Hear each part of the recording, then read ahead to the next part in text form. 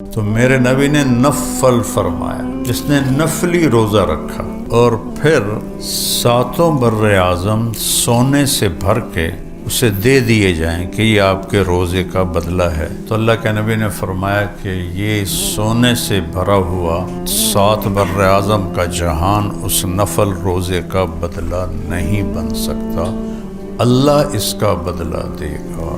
شہر رمضان الذی انزل فیہ القرآن، رمضان کا مہینہ جس میں قرآن آیا۔ کہنا تو تھا رمضان کا مہینہ جس میں روزے آئے، تو روزے کو پیچھے کیا ہے اور قرآن کو آگے کیا ہے۔ رمضان قیمتی بنا ہے قرآن کے اترنے کی وجہ سے۔ یہ رمضان کا مہینہ اصل تو قرآن کا مہینہ ہے، اور قرآن سے دل لگاؤ۔ ایک رواج میں 10 ختم کر لے رمضان شریف سے، اور میں 6 کیتے ہیں، اور میں 5 کیتے ہیں۔ واللہ اللہ کی یہ پسند نہیں کہ تم 10 ختم کر دو رمضان میں۔ اللہ کہتا ہے افلا یتدبرون القرآن، تم قرآن میں غور کیوں نہیں کرتے؟ حضرت عبداللہ بن عمر فرماتے ہیں ہم 10 آیتیں سیکھتے تھے اللہ کے نبی سے، اور جب تک اس پہ عمل نہیں ہوتا تھا آگے نہیں چلتے تھے۔ قرآن سے ٹوٹنا بہت بڑی تباہی ہے، کہ اس یقین ہو اللہ اس کے رسول کی بات کا کہ جو اللہ نے کہہ دیا ہے حق ہے۔ شہنشاہ اعظم یہاں سے ہاتھ میرا کندھا پکڑ کے کہتا ہے طارق جمیل تو ایمان والا ہے، میں تجھ سے بات کرنا چاہتا ہوں۔ ایمان والا ہے نا زینب، تو ایمان والی ہے نا، میں تجھ سے بات کرنا چاہتا ہوں۔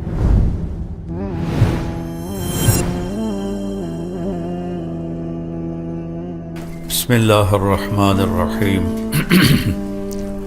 والصلاة والسلام علی سیدنا و مولانا محمد وعلی آلہ واصحابہ اجمعین، اما بعد فاعوذ باللہ من الشیطان الرجیم، بسم اللہ الرحمن الرحیم۔ یا ایہا الذین آمنوا کتب علیکم الصیام کما کتب علی الذین من قبلکم لعلکم تتقون۔ وقال تعالی شہر رمضان الذی انزل فیہ القرآن ھدی للناس وبینات من الھدی والفرقان فمن شہد منکم الشہر فلیصم۔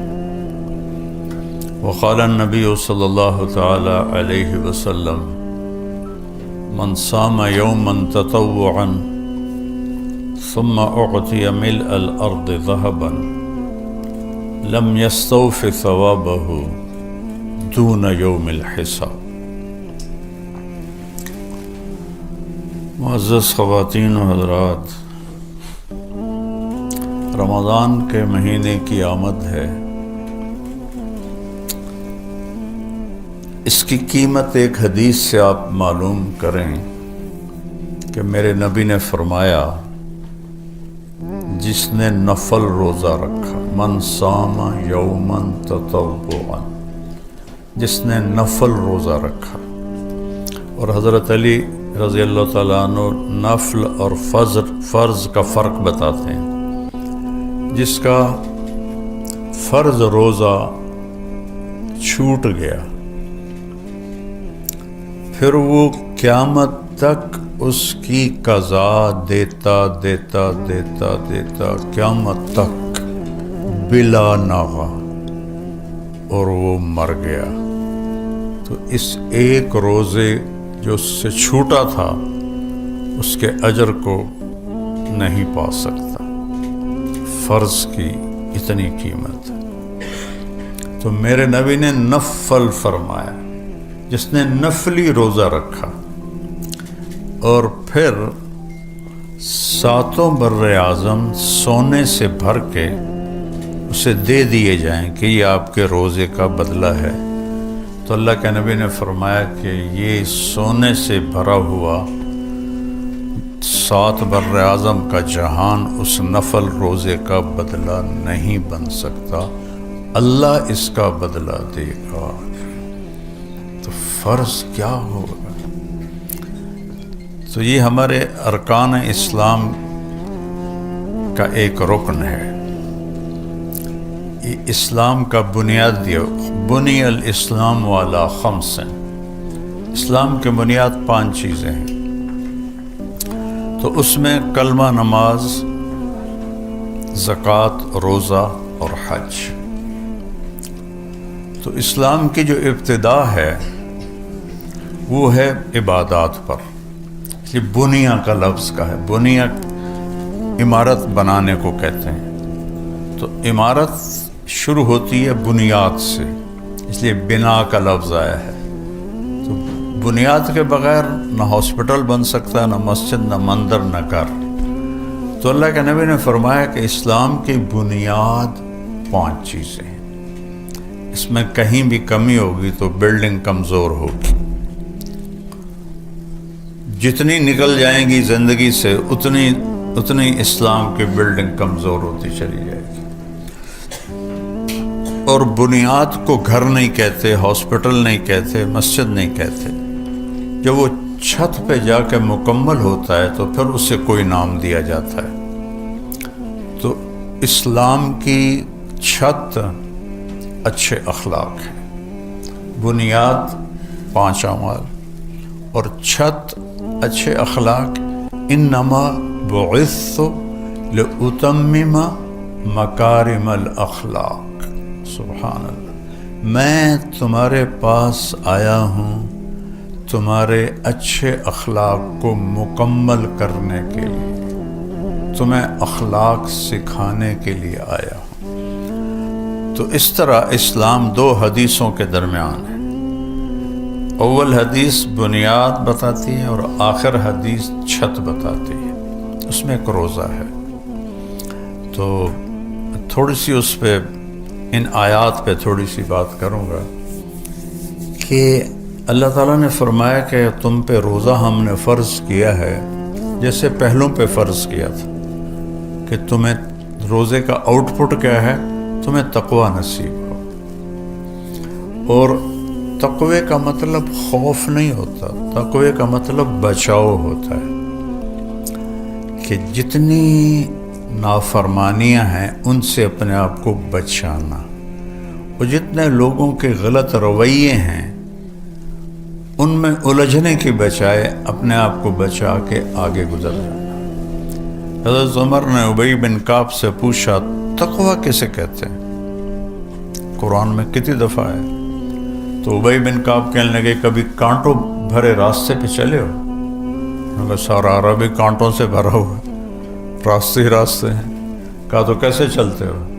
کہا میں کرتے کو سمیٹ لیتا ہوں اور کانٹوں سے بچ کے آگے چل جاتا۔ کہ بس یہ تقوی ہے، لوگوں کے رویے کانٹوں کی طرح چبھیں گے تو وہ کانٹے نکالنے میں نہیں پڑ جانا، بلکہ اپنے دامن کو بچا کر کوئی خراش بھی آ جائے تو بس آگے نکل جانا ہے، رد نہیں، جواب نہیں، اپنی منزل کی طرف چلے جانا ہے۔ یہ تقوی ہے، یہ ایمان کی بہت بڑی صفت، اس کو اللہ نے تقوی کے ساتھ جوڑا ہے۔ اب اگلے حصے پر چلیں۔ شہر رمضان الذی انزل فیہ القرآن، اب غور کریں، رمضان کا مہینہ جس میں قرآن آیا، کہنا تو تھا رمضان کا مہینہ جس میں روزے آئے، تو روزے کو پیچھے کیا ہے اور قرآن کو آگے کیا ہے۔ تو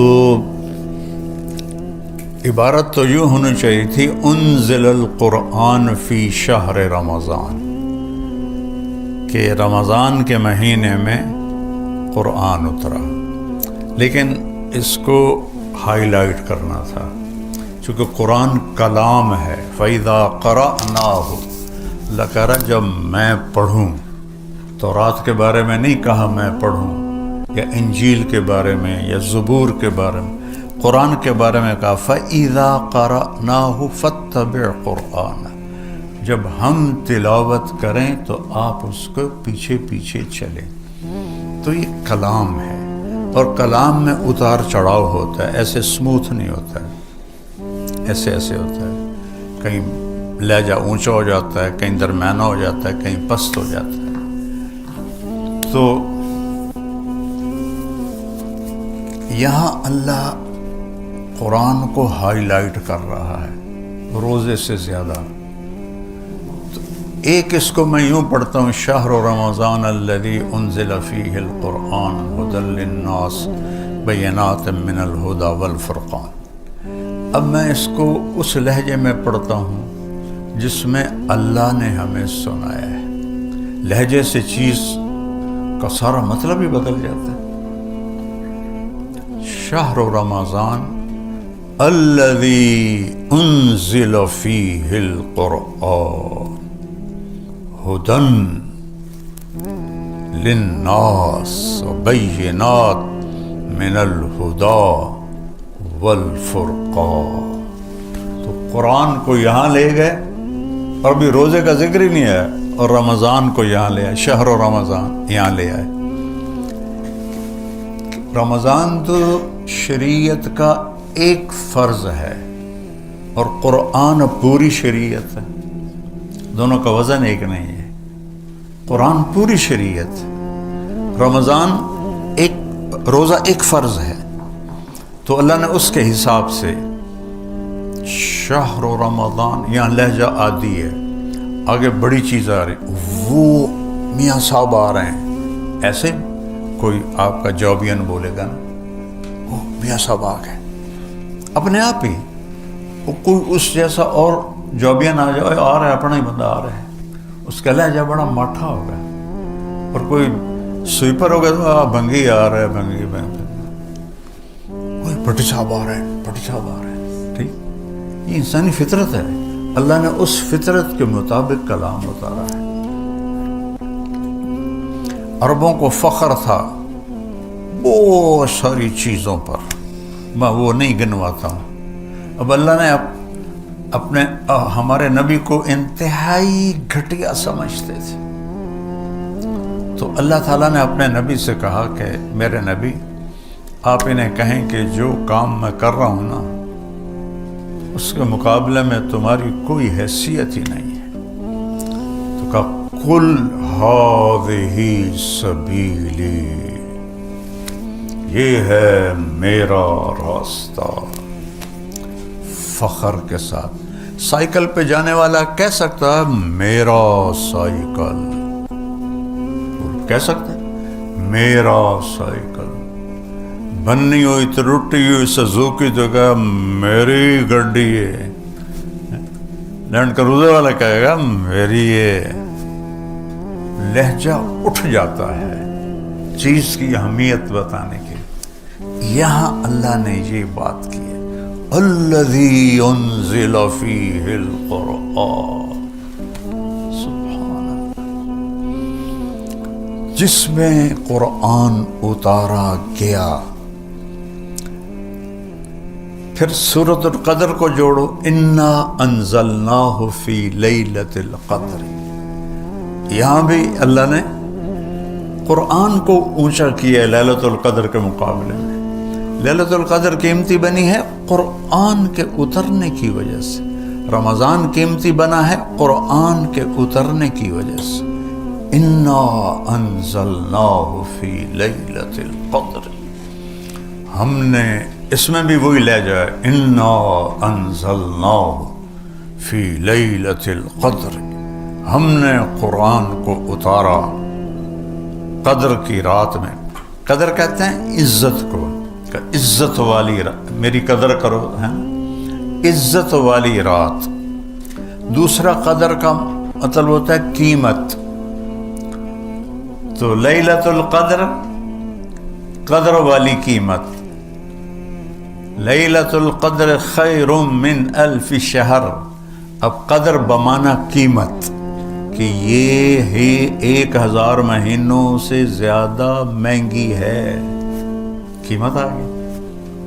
پھر قدر کہتے ہیں تنگی کو، وقدر علیہ رزقہ فیقول ربی اہانن. تو قدر کہتے ہیں تنگی کو. تو آگے ہے تنزل الملائکۃ والروح فیہا باذن ربہم اتنے فرشتے اترتے ہیں کہ زمین تنگ پڑ جاتی ہے. زمین تو چھوٹی سی ہے، فرشتے اتنے آتے ہیں کہ کھڑے ہونے کی جگہ نہیں ہے. پھر قدر کہتے ہیں مسافت کو. تم سلام ہی حتی مطلع الفجر، اس کی مسافت کتنی ہے؟